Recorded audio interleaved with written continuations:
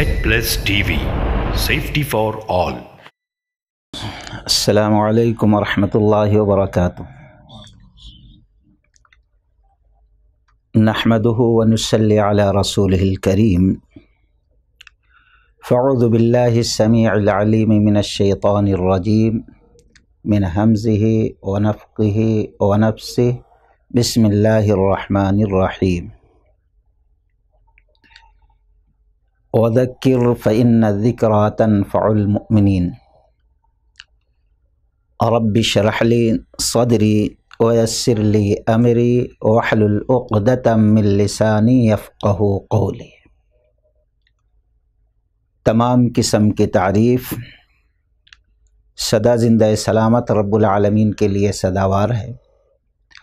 بعدہ درود السلام کا تحفہ اللہ کے حبیب محمد الرسول اللہ صلی اللہ علیہ وسلم پر نازل ہو.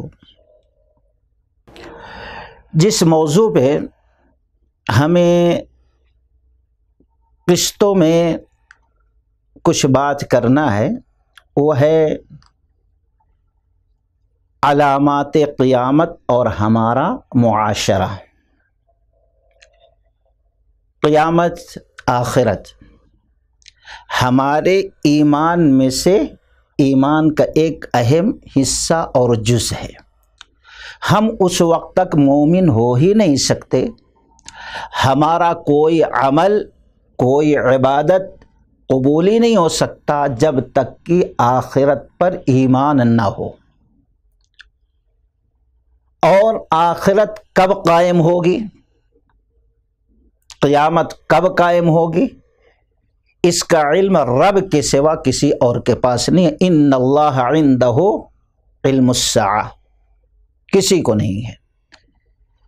ہم دیکھتے ہیں کہ اگر کوئی چیز انسان آنکھ سے دیکھتا ہے تو اس پر یقین کرتا ہے، اور جس پر جس کو آنکھ سے نہیں دیکھے رہتا اس کے بارے میں کبھی کبھار شک شبہات میں پڑا رہتا ہے.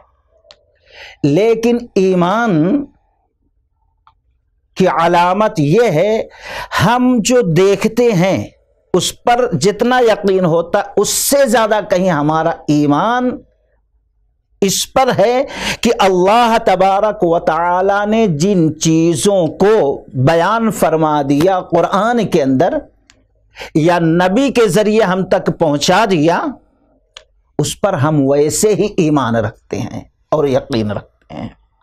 مثال کے طور پر ہم میں سے کوئی شخص نہ رب کو دیکھا ہے اور نہ دنیا کی کوئی آنکھ دیکھ سکتی ہے. یہ تو آخرت میں جنتی لوگ اللہ تعالیٰ کا دیدار کر سکتے ہیں، وہ بھی ویسے ہی جیسے چاند کو دیکھتے ہیں. لیکن ہم نے اللہ کو دیکھا نہیں ہے، ہم دنیا میں دیکھ بھی نہیں سکتے، لیکن ہمارا پختہ ایمان ہے، یقین ہے کہ اللہ کی ذات ہے. اور صرف یہی نہیں کہ اللہ کی ذات موجود ہے، بلکہ کائنات کو وجود میں لانے والا اور ساری شے کو وجود میں لانے والا اور ساری تدابیر کرنے والا بھی وہی ہے. اسی طریقے سے ہم نے فرشتوں کو نہیں دیکھا، لیکن ہمارا ایمان پختہ ہے، یقین ہے کہ اللہ کی ایک مخلوق ہے، اللہ نے نور سے پیدا کیا، جس فرشتے کے ذمے جو کام سونپ دیا ہے وہ کام وہ بخوبی نبھا رہے ہیں. نبی نے کہہ دیا ہمارے ساتھ ایک شیطان رہتا ہے جو برائیوں کا وسوسہ پیدا کرتا ہے، اور ایک فرشتہ بھی ساتھ میں لگے رہتا ہے وہ جو نیکیوں کی طرف ہماری رہنمائی کرتا رہتا ہے. ہمارا اس پر بھی ایمان پختہ ہے. تو جو لوگ حقیقت میں غیب کی باتوں پر یقین رکھتے ہیں، ایمان رکھتے ہیں، قرآن انہی کے لیے ہدایت ہے، ھدی للمتقین. ویسے تو قرآن سب کے لیے نازل ہوا، ھدی للناس، لیکن قرآن نے یہ شرط لگا دی ھدی للمتقین، جو متقی ہیں ہدایت وہی پا سکتے ہیں اس قرآن سے. اور پھر جو آخرت پر یقین رکھتے ہیں وہی دنیا میں اور آخرت میں کامیاب ہونے والے ہیں. تو دوستوں، ہم اس چیز پر دیکھیں کہ ہمارے عقائد میں سے، ایمان میں سے ایک اہم چیز یہ ہے کہ آخرت پر ایمان لانا۔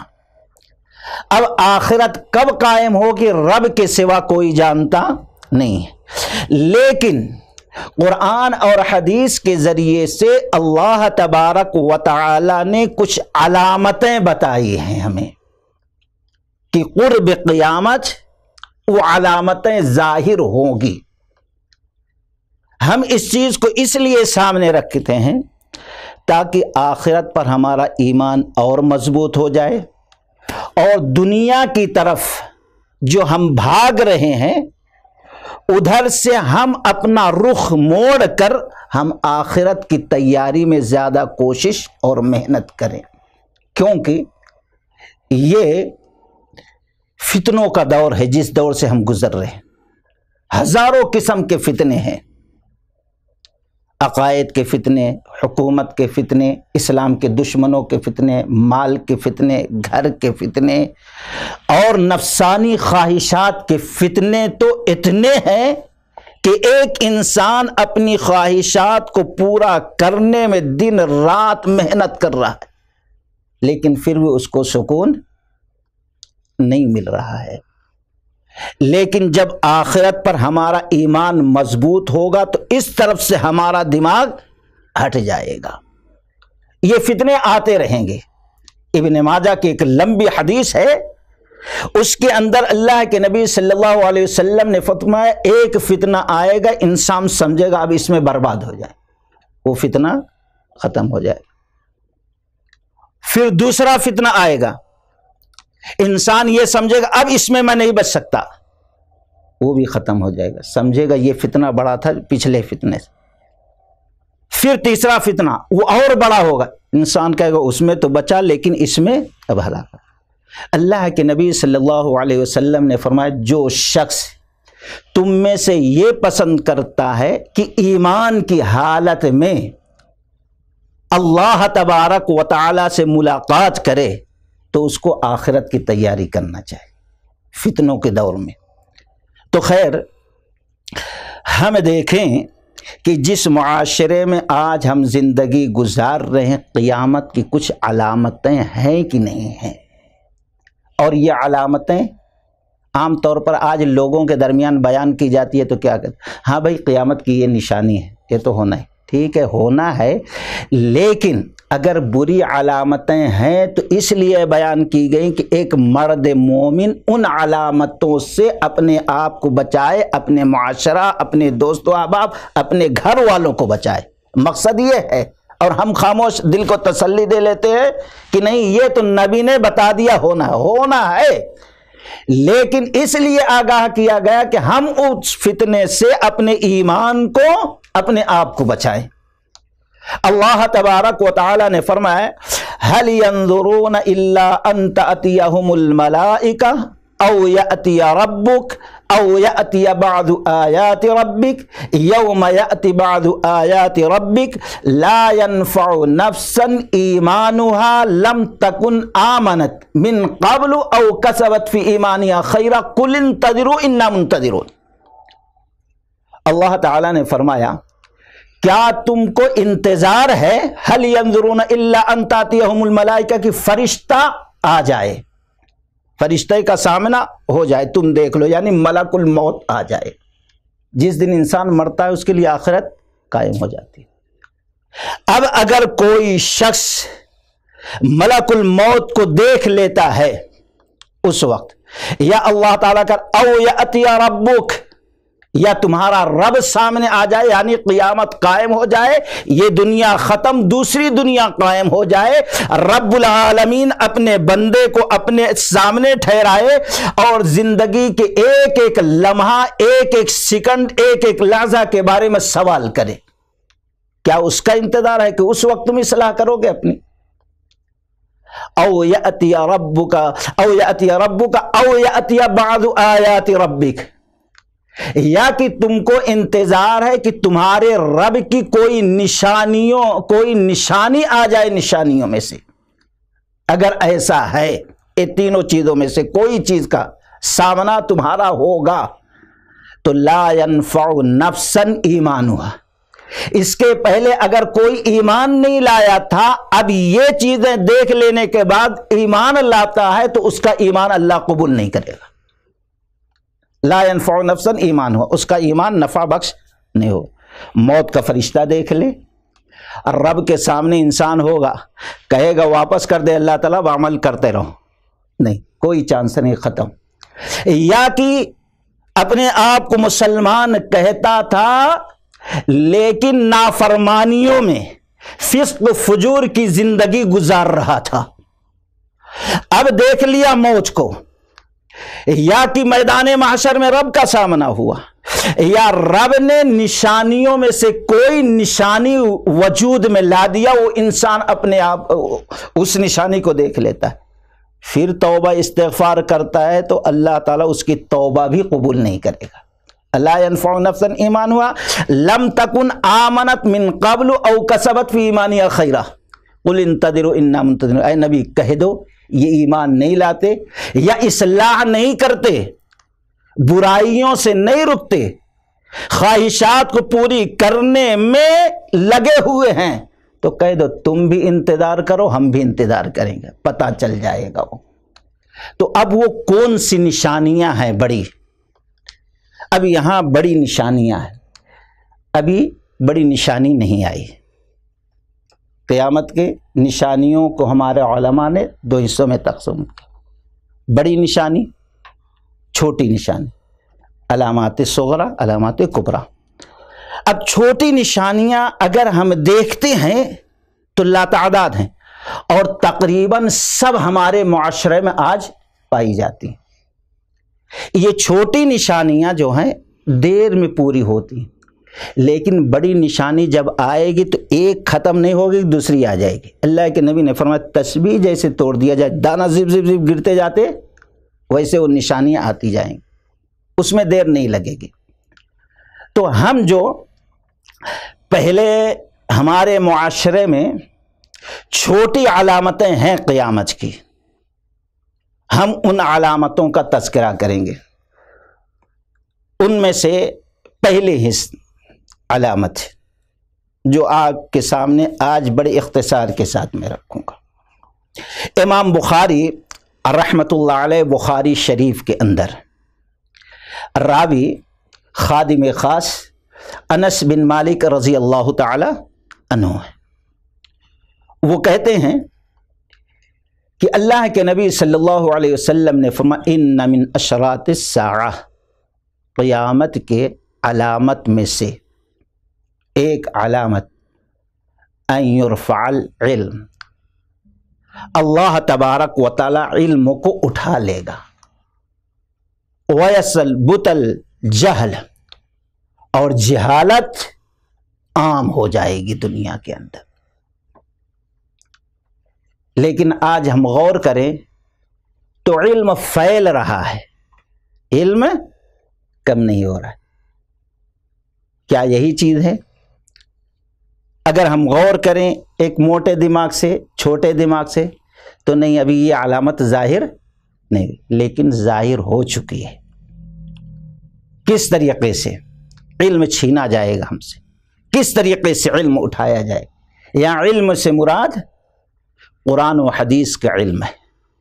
علم سے مراد وہ علم ہے جس کو دے کر اللہ تبارک و تعالی نے 1,00,000 سے زائد نبیوں کو دنیا میں بھیجا، اور ان نبیوں کے وارث سے اگر کسی کو بنایا تو علماؤں کو بنایا ہے۔ اب کس طریقے سے یہ علامت آج ہے ہمارے معاشرے میں؟ نہیں ہے۔ امام بخاری رحمۃ اللہ علیہ اس حدیث کے بعد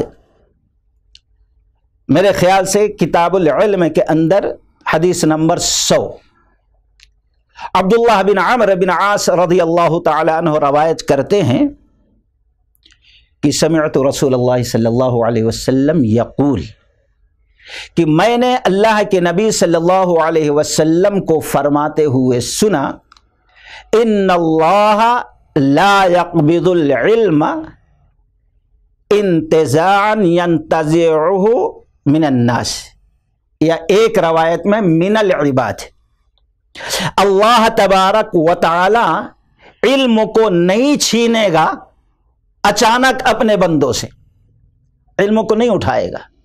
یعنی ایسا نہیں ہے کہ ہم زندگی گزار رہے ہیں، اللہ تبارک و تعالی قرآن کے صحیفوں کو اٹھا لے، حدیث کی کتابوں کو اٹھا لے، یا اس کے اندر سے حروف جو ہیں اس کو ختم کر دے. ایسا نہیں ہے. کیسا نکالے گا دنیا سے، کیسا علم اٹھائے گا؟ وَلَكِنْ يَقْبِضُ الْعِلْمَ بِقَبْضِ الْعُلَمَاءِ. اللہ تبارک و تعالی لوگوں سے جو علم چھینے گا، علم نکالے گا، اس کا طریقہ یہ ہے کہ یقبض العلماء، علماء کو موت دے دے گا. آج ہم دیکھتے ہیں یہ 2-3 سال میں جو موحد علماء تھے، جن کا علم مضبوط تھا، جو موحد تھے، جو فقیہ تھے، ویسے کتنے علماء یہ 2-3 سال میں موت کا نوالا بن گئے. اللہ ان کی مغفرت فرمائے، انہوں نے جو خدمت کی ہے اللہ قبول فرمائے، ان کے لیے ذریعہ نجات بنا دے. کتنے علماء. اب غور کریں، کیا اللہ تبارک و تعالی نے علم کے بہت سے حصے کو چھین لیا کہ نہیں چھین لیا؟ یہ علامت ہمارے اندر پائی جا رہی کہ نہیں پائی جا رہی؟ اب اس وقت ہمارے ایمان کا تقاضا یہ ہے کہ جو علماء بچے ہوئے ہیں ان کی ہم قدر کریں. عمر فاروق رضی اللہ تعالیٰ عنہ جب امیر المؤمنین تھے تو عراق سے خط آیا، اے امیر المؤمنین، یہاں کے چند بستی ایسے ہیں، چند علاقے ایسے ہیں جہاں پہ بہت سے لوگ ابھی نئے نئے اسلام میں داخل ہوئے. آپ سے گزارش یہ ہے کہ دین کے جو زیادہ جاننے والے صحابی ہیں وہ صحابی کو آپ یہاں بھیجیں تاکہ وہ جو ابھی اسلام میں داخل ہوئے ہیں ان کو صحیح دین کا علم دے سکیں. شرط کیا لگائی؟ آج 1-2 آیتیں 1-2 سورتیں یاد کر لیا، تبلیغ کرنے نکل جاتے، جس سے فائدہ کم نقصان زیادہ ہے. شرط لگائی. عمر رضی اللہ تعالیٰ عنہ کو لیٹر ملا، خط ملا، تو انہوں نے جلیل القدر صحابی عبداللہ بن مسعود رضی اللہ تعالی عنہ کو بلایا اور لیٹر لکھا. اس کا 2 حصہ تھا. ایک حصہ، اے گورنر کوفہ و بصرہ، تم نے ہم سے عالم دین کی مانگ کی ہے جو زیادہ علم کا جاننے والا ہو، تو میں زیادہ علم نہیں، عالم دین نہیں، بلکہ علم کے تھیلے، علم کا بورا جو ہوتا ہے وہ تمہارے پاس روانہ کر رہا. علم کا تھیلا کہا، علم کا بورا کہا. عبداللہ بن مسعود رضی اللہ تعالیٰ عنہ ان کو روانہ کر رہا. اور ان کی ضرورت مدینہ میں زیادہ تھی شہر میں، لیکن آپ کی بات کا لحاظ رکھتے ہوئے اپنے ضرورت پر فوقیت دیا، آپ کی ضرورت کو ان کو بھیج رہا ہوں.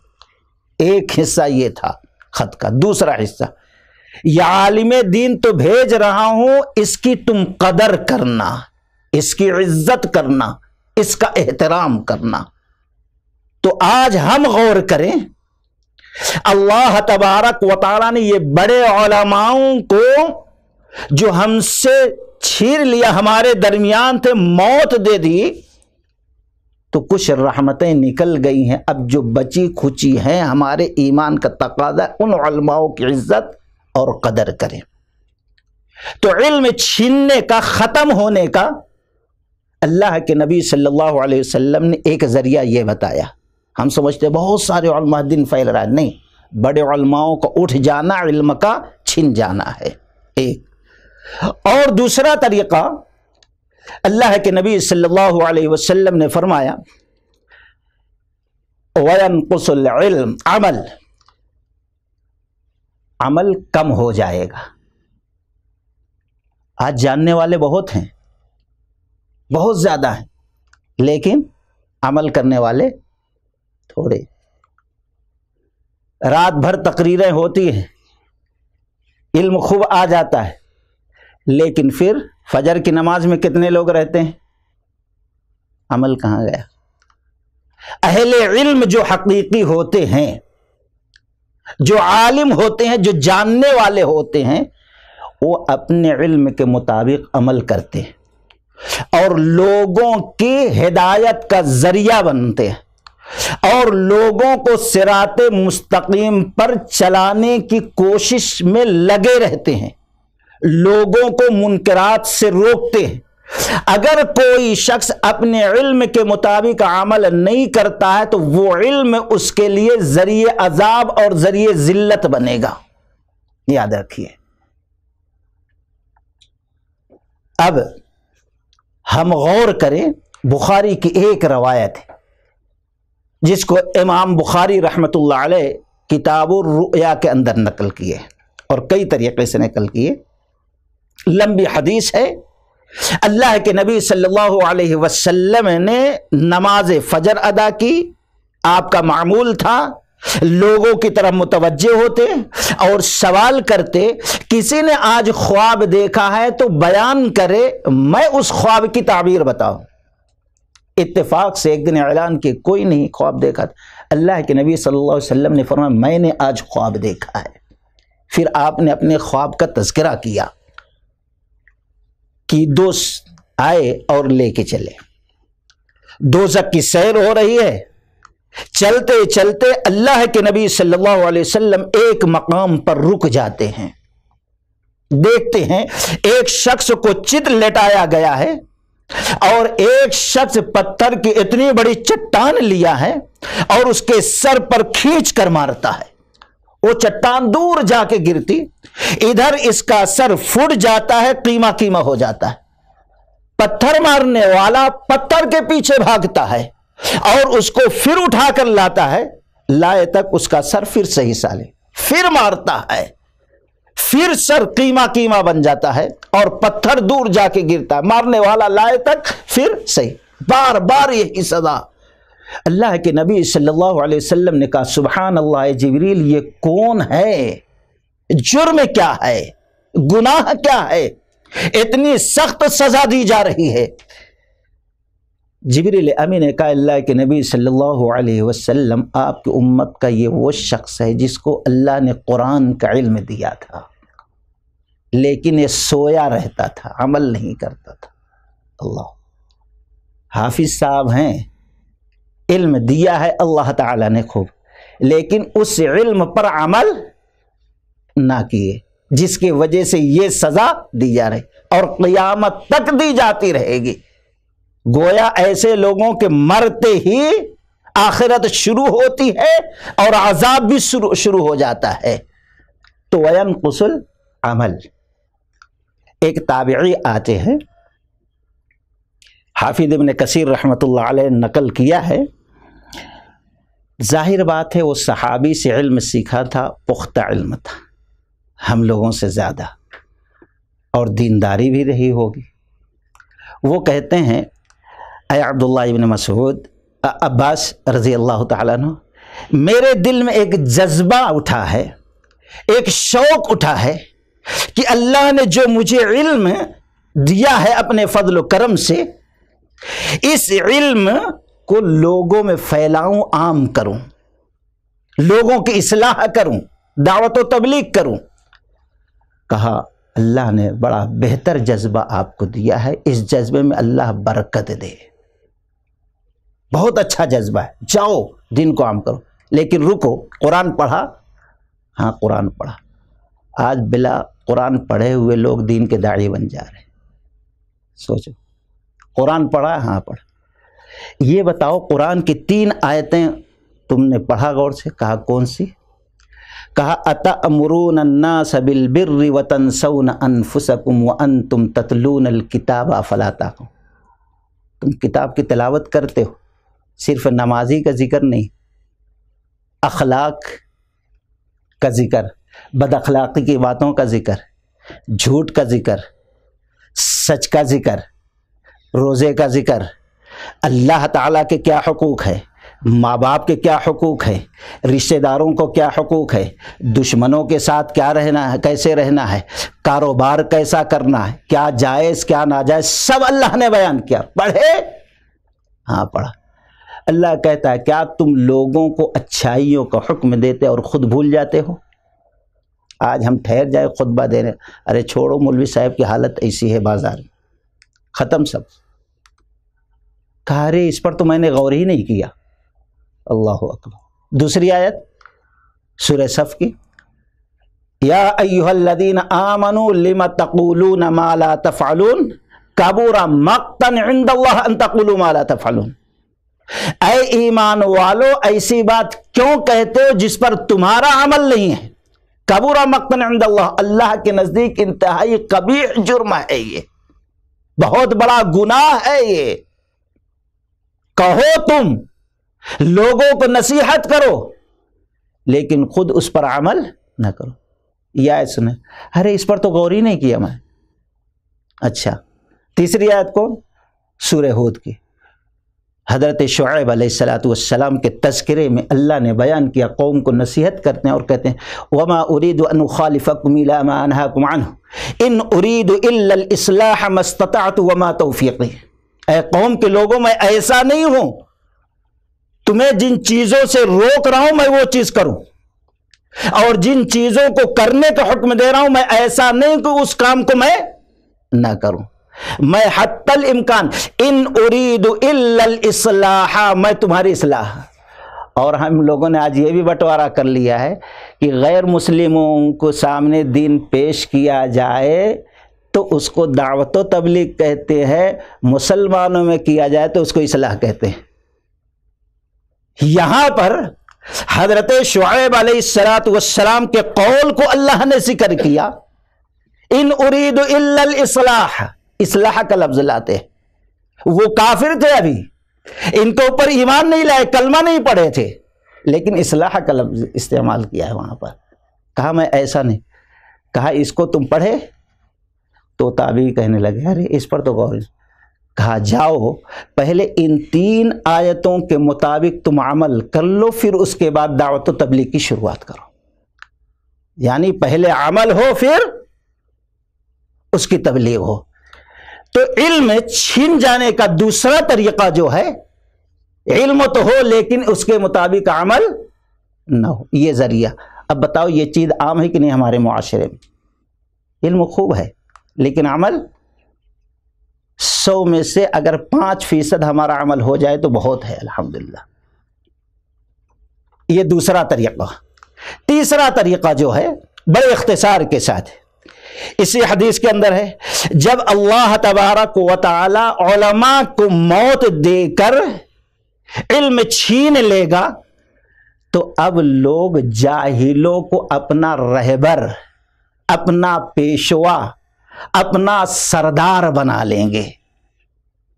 جب جاہل لوگ سردار بن جائیں گے، پیشوا بن جائیں گے، رہبر بن جائیں گے، حاکم بن جائیں گے تو فَسُئِلُوا، لوگ ان سے سوال کریں گے، فتویٰ پوچھیں گے، رہبری ان سے حاصل کریں گے، ان سے سوال کریں گے، فَأَفْتَوْا بِغَيْرِ عِلْمٍ، وہ لوگ بغیر علم کے فتویٰ دے دیں گے، بغیر علم۔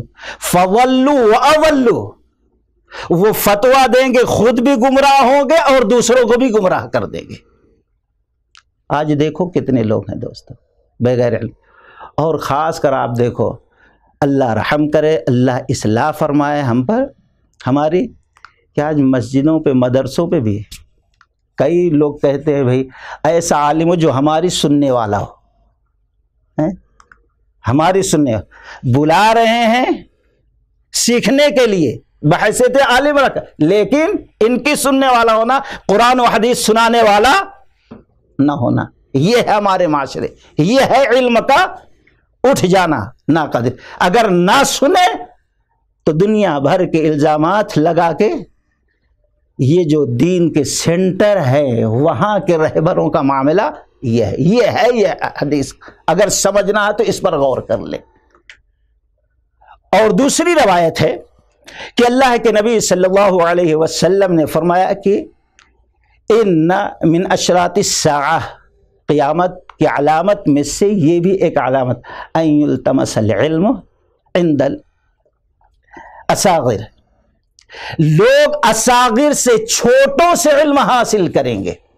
کیا مطلب؟ آج دیکھ لیں، بڑے بڑے علماء بیٹھے ہیں کرسی پر اور دین سمجھانے کون ٹھہر رہا؟ اسپیکر صاحب، قرآن کی آیت پڑھنا نہیں آتا۔ یعنی آج عوام کے اندر یہ بھی شعور نہیں ہے کہ دین کس سے لیا جائے، کس سے سیکھا جائے۔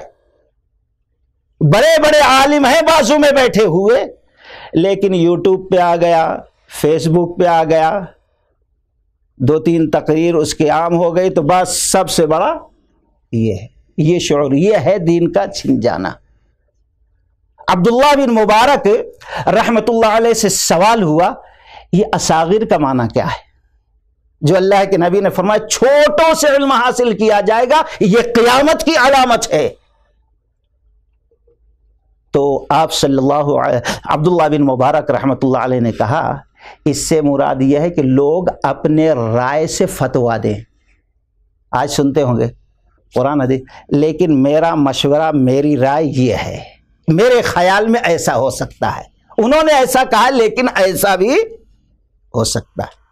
یہ ہے چھوٹے لوگ، یہ ہے کم علم لوگ، یہ ہے علم کا اٹھ جانا۔ ایک چیز بتا، عند الاصاغر کا معنی چھوٹے لوگوں سے علمات، یہ ایک۔ دوسرے، وہ اپنے علم کو مضبوط نہیں کریں گے۔ کتنے آپ دیکھیں گے ہزاروں کی تعداد میں زندگیاں گزر گئیں تقریر کرتے کرتے، قرآن کی 10 آیت سنا دو تو کبھی نہیں۔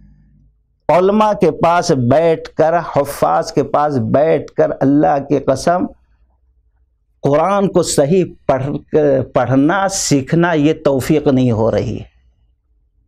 کہا یہ ہے اپنے علم کو مضبوط نہیں کریں گے، قرآن سیکھیں گے نہیں، سکھائیں گے نہیں، اچھا پڑھیں گے نہیں، کچھ نہیں۔ ابھی بھائی نے جب کہا، ایک صاحب ابھی کچھ ایڈریس دیے، پلر نمبر 102 ایسا کچھ بولے، تو میرے کو یاد آیا کہ آج بہت سے ایسے دین کے داعی ہیں جو قرآن کو 102 150 اس طریقے سے، جبکہ قرآن اللہ تعالیٰ کہہ رہا پڑھ کے نبی ربنا وبعث فیہم رسولا منہم یتلو علیہم۔ ابراہیم علیہ السلام تمام آزمائش میں جب کامیاب ہوئے، اللہ نے اپنا خلیل بنایا تو کئی چیزوں کی دعائیں مانگی، ان میں ہمارے لیے بھی دعا مانگی، اور دعا کیا تھی؟ ربنا وبعث فیہم رسولا منہم یتلو علیہم، اے اللہ ان میں ہی ایک ایسا نبی تو مبعوث فرما دے، یتلو، جو قرآن کی آیتوں کو تلاوت کرے۔ نبی کے پیدائش کے کتنے سال پہلے دعا مانگی تھی، شرط رکھی تھی دوستو، اور اللہ نے یہ صفت نبی کے بیان فرمائی، یتلو یتلو یتلو، تلاوت کرتا ہے، تلاوت کرتا ہے، تلاوت کرتا ہے۔ لیکن آج ہم غور کریں، قرآن کے ذریعے سے اپنے علم کو مضبوط نہیں کیا جاتا۔ آج ایک عالم تقریر کرے، چلو بھائی مسجد میں کر لو، چند لوگ آ جائیں گے، لیکن اسپیکر صاحب آ گئے جنہوں نے اپنے علموں کو مضبوط نہیں کیا، تو لاکھوں روپے کا اسٹیج سجایا جاتا ہے۔ یہ ہے ناقدری، یہ ہے علم کا اٹھ جانا، یہ ہے علامت قیامت میں سے ایک اہم علامت دوستو، ایک اہم علامت۔ اور پھر عبداللہ بن مبارک رحمت اللہ علیہ نے کہا یہ قرآن و حدیث کے ذریعے سے مسائل استنباط نہیں کریں گے، بھائی قرآن میں ایسا ہی ایسا ہو سکتا ہے، یہ قرآن کے ایسے، یہ حدیث سے یہ مسئلہ نہیں، میرا خیال، میرا گمان۔ یہ ہے عند الاصاغر، چھوٹوں سے علم حاصل کرنا۔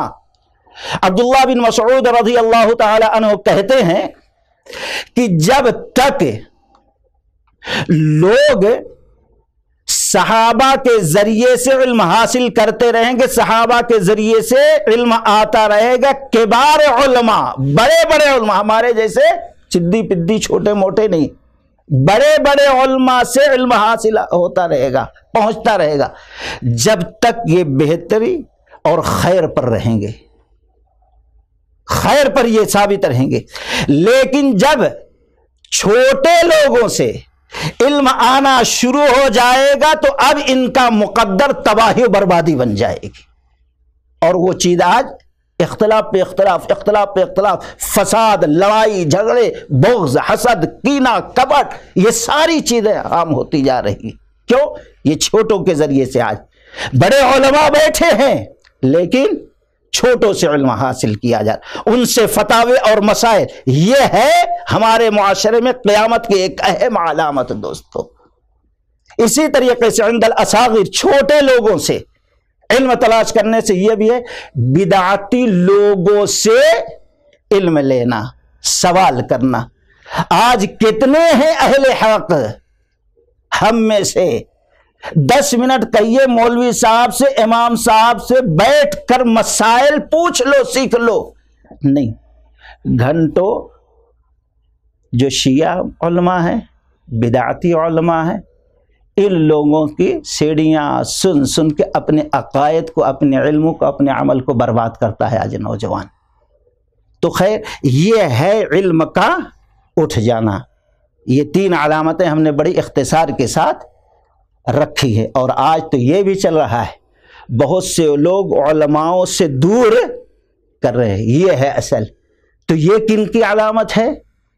اسلام کے اندر سب سے پہلا فرقہ جو جنم لیا اس کی۔ انشاءاللہ پھر دوسرے قسط میں یہ سب باتیں آئے گی۔ ہم اللہ تعالیٰ سے دعا کرتے ہیں اللہ تبارک و تعالیٰ صحیح معنوں میں ہم کو علم سیکھنے اور قرآن و حدیث کی سچی پکی سمجھ عطا کرنے کی توفیق رفیق عطا فرمائے۔ بارک اللہ لنا ولکم فی القرآن المجید ونفعنا وإیاکم بالآیات والذکر الحکیم، وآخر دعوانا ان الحمد للہ رب العالمین۔ السلام علیکم ورحمۃ اللہ وبرکاتہ۔